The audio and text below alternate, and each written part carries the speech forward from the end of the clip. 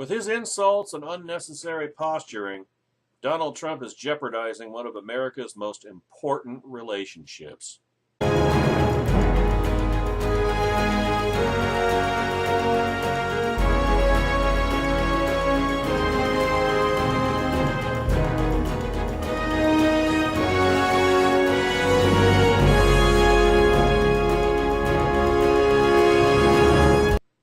First up, Mona Charen in her syndicated column from last Friday. There is much to cheer about Donald Trump's first decisions as president, some of them anyway. Conservatives are almost certainly going to love his Supreme Court pick, which we'll get to in a future video here, not in the very near future. His stepped-up efforts to deport criminal aliens, the approval of 2 oil pipelines stubbornly blocked by the previous administration, although he's sowed the seeds of those of Keystone XL and the Dakota pipeline not going anywhere anyway, and more. But, and it's a big but, Trump remains a potential time bomb, both because of his genuine beliefs and because of his unwholesome character. Leave aside the distractions about crowd sizes and voter fraud. There is an aspect to Trump's egotism that is more than unseemly or clownish, it's aggressive. He enjoys disparaging and demeaning others personally, often about things like their appearance or their time of the month, that few over the age of 11 would stoop to. These two strands, Trump's misguided view that trade is bad for America and his penchant for humiliating others, came together last week. The president of Mexico, Enrique Peña Nieto, canceled a meeting with Donald Trump, signaling an escalation of tensions with our southern neighbor. And it's entirely Trump's fault. It's one thing to stress getting control over our borders. Even those who believe that immigration is a net positive for the nation agree that illegal immigration must be better policed. But cracking down on illegal immigration should mean getting our own house in order. It should mean policing all of our borders, not just the one with Mexico. And it should mean due diligence about visa overstays. Visitors who overstay their visas amount to at least half and probably closer to 60% of those entering the country illegally now. They arrive at airports, not across the Rio Grande. The great wave of illegal crossings from the border crested in 2007 and has declined steadily ever since. As immigration hawk Mark Krikorian noted 2 years ago, border crossings really are way down. Well, some border crossings are way down, others are not. More Mexicans cross the border heading south now than north. In other words, net migration from Mexico is negative. That gets back to what Mitt Romney said 4 years ago about self-deportation, about changing the economic incentives in order to incentivize illegals going home as opposed to their coming here. One of the blessings the United States has always enjoyed is good neighbors. See, that gets to, if you disincentivize illegal immigration or self-deportation, that doesn't make a big splash and a bunch of hoopla, and it doesn't focus the spotlight on the President of the United States. Whereas building a wall, even though it's dubious as to effectiveness in keeping illegals out, well, I mean, that's what Trump does. Trump builds stuff. He's like Robert Byrd, the late Robert Byrd in that sense. He loves building stuff and putting his name on it. And that focuses all the attention on Trump, even though it's much less effective in combating illegal immigration. One of the blessings the U.S. has always enjoyed is good neighbors. As Aaron David Miller put it, the United States is the only great power in the history of the world that has had the luxury of having non-predatory neighbors to its north and south and fish to its east and west. But that can change.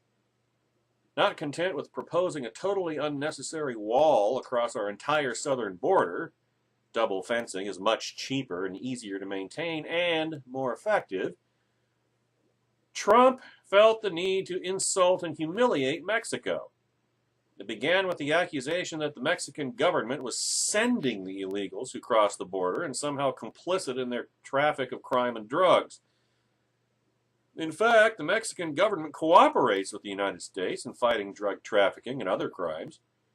Just last week, Mexico extradited drug lord El Chapo to the U.S. for prosecution. Further demeaning our friends to the south, Trump made forcing Mexico to pay for a wall part of his stump speech and has refused to drop the demand. Naturally, Mexicans are offended and outraged by this insult. "We're not paying for your fucking wall," fumed former Mexican President Vicente Fox. And they're worried, and should be, that Trump has proposed to renegotiate the NAFTA free trade agreement, which he describes as the worst trade deal maybe ever signed anywhere, but certainly ever signed in this country, which is, of course, crap. One reason that fewer Mexicans are attempting to enter the U.S. illegally since 2007 may well be that NAFTA has succeeded in improving the jobs picture in Mexico. Another reason is surely that the birth rate has declined, which always reduces immigration. Fred Smith, founder and chairman of FedEx, estimates that NAFTA makes the U.S. $127 billion richer every year than it would be without it. So, the two areas of maximum importance to stability and prosperity in our hemisphere, trade and mutual respect, are both under assault by Donald Trump.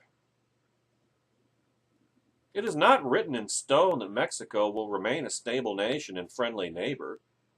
Mexico is under stress due to falling oil prices, corruption, and other woes. The peso has lost 10% of its value due to fears about NAFTA, and as Jose Cardenas notes in National Review, a left-wing Hugo Chávez-like demagogue named Andrés Manuel López Obrador could stand to benefit from the current uncertainty and understandable resentment. Good fences may make good neighbors, but this wall, and particularly the way Trump has rubbed Mexicans' noses in it, may turn a good neighbor bad and fast. Trump is going out of his way to provoke a Mexican backlash, writes the aforementioned Jose Cardenas in the pages of National Review a week ago today. The Hugo Chávez wannabe is running for president down there and riding, guess what, an anti-Trump populist wave south of the border. After months of controversy, senior administration officials will finally sit down this week, well, they would have, with their Mexican counterparts to begin discussing Trump's campaign pledges to renegotiate the North American Free Trade Agreement, impose tariffs on Mexican imports to discourage relocation of U.S. factory jobs, in other words, statist intervention in the free market, and force Mexico to pay for a wall along the nearly 2,000-mile-long U.S.-Mexico border, which, of course, is never going to happen. To say the stakes are high would be an understatement. Yet the real challenge for Trump's negotiating team may not be so much to accomplish those objectives as to keep the U.S.-Mexico relationship from flying off the rails and crashing in a heap of acrimony and recrimination. You know, Newton's first law of motion, for every action there's an equal and opposite reaction. As it now stands, the Trump administration risks provoking a Mexican populist backlash, is this starting to sound familiar? That could result in an anti-American government led by a Hugo Chávez wannabe.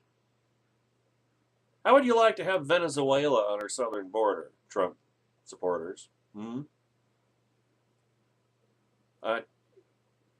Could result in an anti-American government led by a Hugo Chávez wannabe taking power in 2018, an outcome that could adversely affect U.S. prosperity and security for years to come. then it wouldn't be about building a wall. It would be about militarily fortifying our southern border. It would be about, all of a sudden, wow, Fortress America is actually becoming a necessity. That's not what we should be encouraging. Unsurprisingly, the manner in which candidate Trump has discussed Mexico has had its costs. There has been widespread angst and anger among the Mexican people who resented being used as a whipping boy in the U.S. presidential campaign and feel betrayed after overcoming decades of skepticism toward the U.S. and working to entwine our economies and deepen cooperation on a range of issues, including security and counter-narcotics operations. This uncertainty about the future of U.S.-Mexico relations also could not come at a worse time for the Mexican economy. The drop in international oil prices is sending that economy into a tailspin.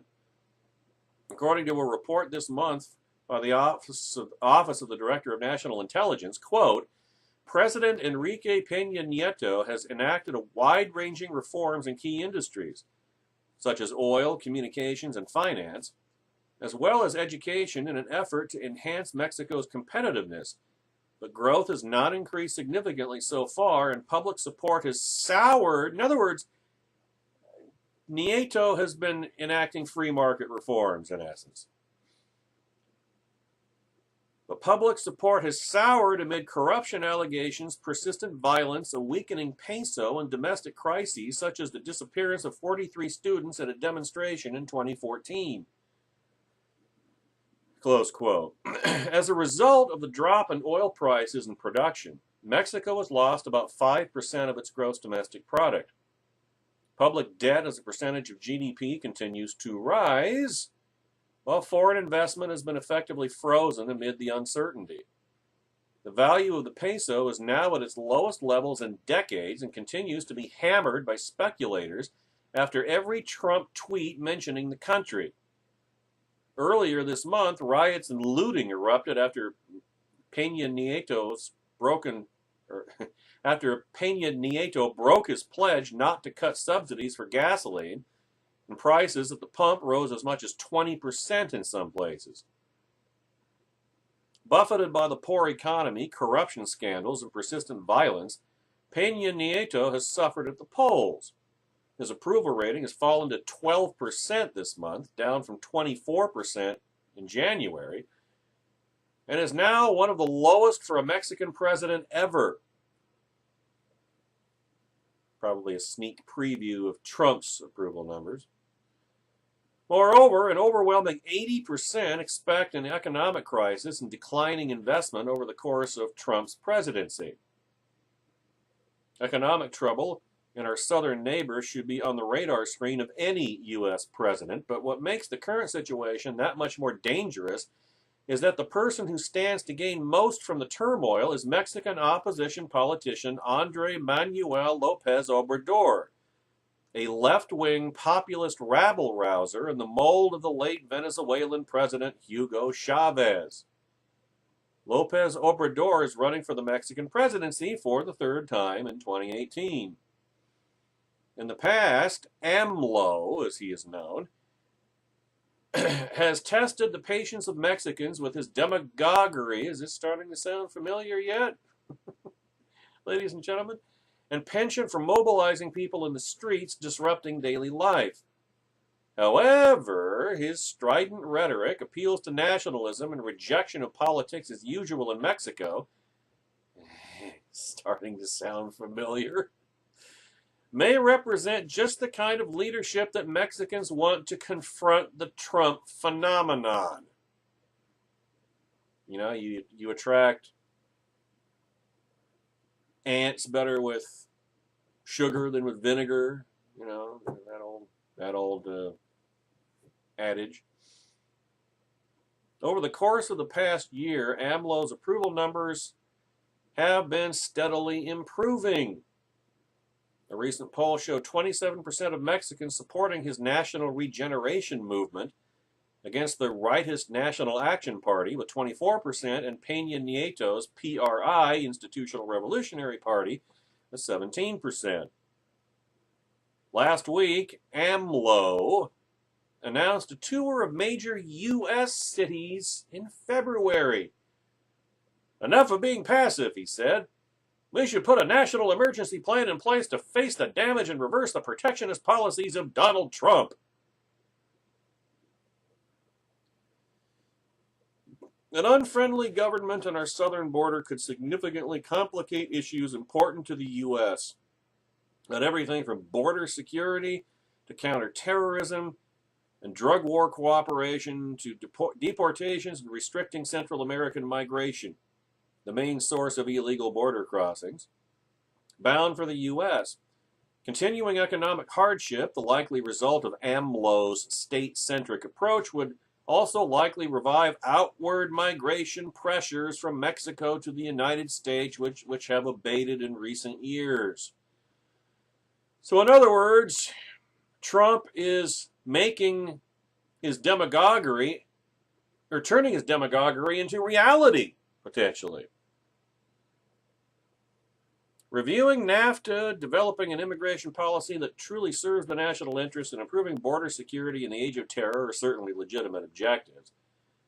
And Trump is right to set them as priorities, but respectful, firm engagement, not confrontation, and Trump doesn't know how to do anything else but confrontation, with our southern neighbors will be the surest way for Trump to achieve those objectives, which ought to tell you what the chances are of those objectives ever being achieved.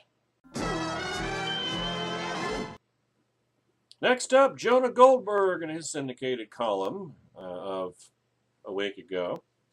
Making Mexico pay for the wall was an effective campaign gimmick. It was demagoguery. But number one, it is impossible. And number two, even if it were possible, it wouldn't be a smart policy decision. By all means, build a wall on the border, although it's not. It would be a very ineffective way of restricting illegal immigration. But don't try to make Mexico pay for it. It was a great, and by great I mean effective, not noble or heroic, applause line from the then candidate Trump on the campaign trail. Audiences loved it, particularly the call and response. The audience participation. Trump, who's going to pay for it? The crowd, Mexico! No, they're not. Because there's no means of forcing that, short of invading Mexico again. Well, guess what, Trumplicans? The campaign is over, and so is fun time. If the wall is worth having, it's worth paying for, and it's not worth paying for. Last Thursday morning, Mexican President Enrique Peña Nieto abruptly canceled his planned meeting with Donald Trump because of the American president gave him no choice. Peña Nieto was willing to go ahead with the meeting despite the fact that Trump had signed an executive order commencing work on a wall, which, again, he can't do it by himself. Congress has to pass funding for it, and I wouldn't hold my breath on that happening. But then in an interview, Trump said that if Peña Nieto wasn't willing to commit Mexico to paying for the wall, he shouldn't bother coming. What else could Peña Nieto do? I mean, I said for the past year and a half that forcing Mexico to pay for this wall was Trump's out for why it was never going to be built. If you make building this wall dependent on Mexico paying for it, then guess what? You're not going to get a wall. It's that simple. The Greek historian Thucydides argued that countries go to war for three reasons: honor, fear, and interest. He put honor first, and yet that is probably the least appreciated aspect of foreign policy today, because, of course, nobody has honor anymore. Historian Donald Kagan, in his essay Honor, Interest, and Nation State, recounts how since antiquity nations have put honor ahead of interest. For the last 2,500 years, at least, states have usually conducted their affairs and have often gone to war for reasons that would not pass the test of vital national interests posed by modern students of politics. On countless occasions, he continues, states have acted to defend or foster a collection of beliefs and feelings that ran counter to their practical interests and have placed their security at risk, persisting in their course even when the costs were high and the danger was evident. Americans instinctively understand this when our own honor is at stake. The rallying cry during the Barbary Wars, millions for defense but not 1 cent for tribute, has almost become part of the national creed. I'm no fan of Karl Marx, but he was surely right when he observed that shame is a kind of anger turned in on itself. And if a whole nation were to feel shamed, it would be like a lion recoiling in order to spring. Both the First and Second World Wars cannot properly be understood without taking seriously the role national honor plays in foreign affairs. Similarly, Vladimir Putin's constant testing of the West only makes sense when you take into account the despot's core conviction that the fall of the Soviet Union was a blow to Russian prestige and honor. Now, I don't think a war with Mexico is in the cards yet. Even if the Trump administration were to figure out a way to get Mexico to foot the bill for a border wall, which they never will, trying to force them to pay for it would be a punitive and gratuitous act of humiliation.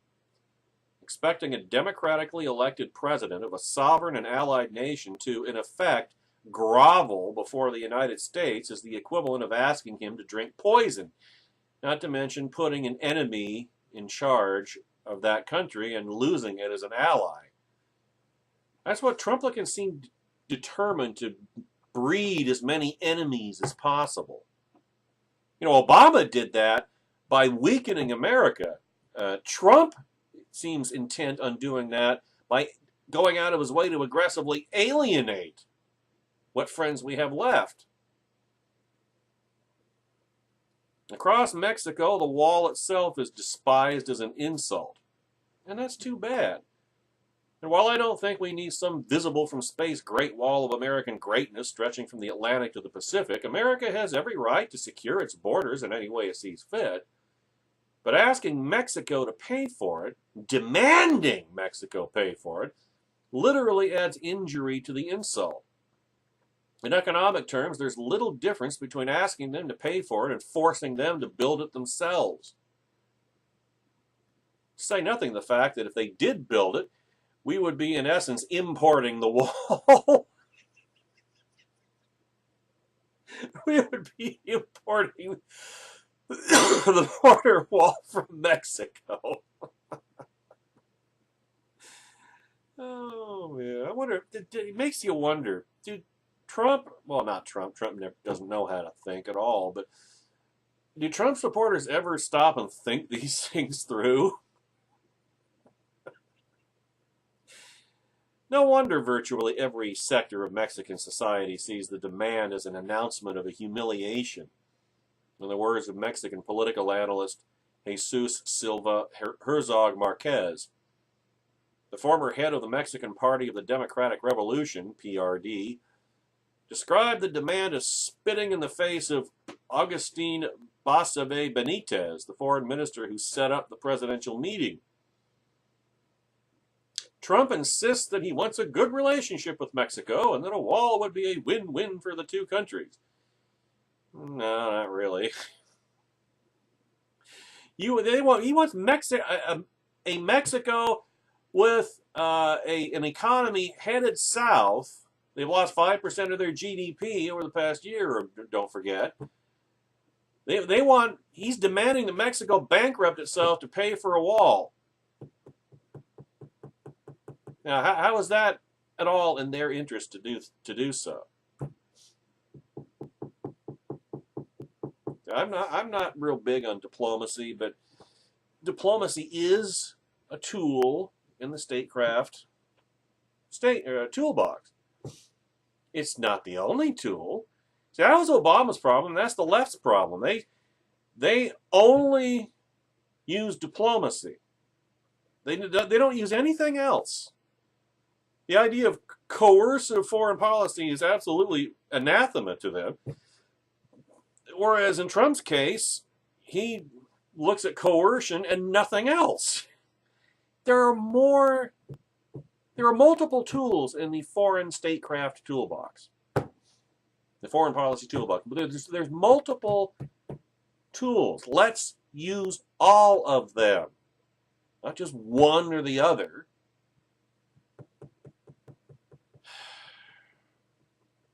You see, Trump's win-win calculus is based upon an analysis of simple national interests.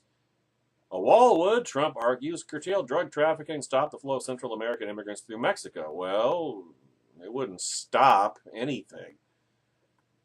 Might slow some things down. And you could get the same thing from double or triple layer fencing, as opposed to wasting money on constructing an actual wall complete with machine gun emplacements and a moat. It's one tool among many. The idea that we're just going to build this huge wall and that's all we need is crap. It's foolishness. It's demagoguery. It won't work. But then Trumplicans insist that everything be simple, and that's not the way the world works.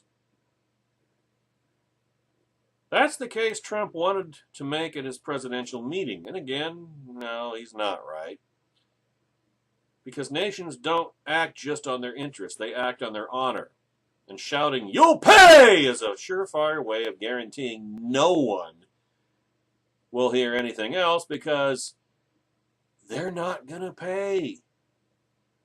They're not even able to pay. And is it really worth destabilizing Mexico to make an egotistical point?